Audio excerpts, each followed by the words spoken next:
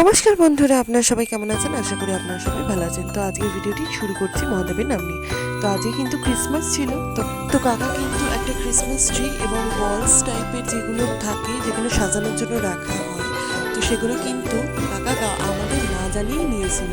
কিন্তু এটাই কিন্তু আমাদের ফার্স্ট ক্রিসমাস ট্রি সাজানোর সরঞ্জাম এই বছরই করলাম। ফার্স্ট ভিডিওটাও হয়ে গেল তার সঙ্গে। বলো বন্ধুরা, দেখো কাকা আর আমি কিন্তু এই বলস, ড্রাম, তারপরে ঘন্টাটা দিয়ে, দড়ি টড়ি দিয়ে আমরা ক্রিসমাস ট্রিটাকে কিন্তু আজকে সাজিয়ে দেবো।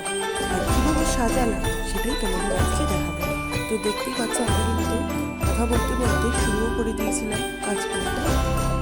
তো এই বছর ক্রিসমাসটা আমার ভীষণ ভালো লাগছে।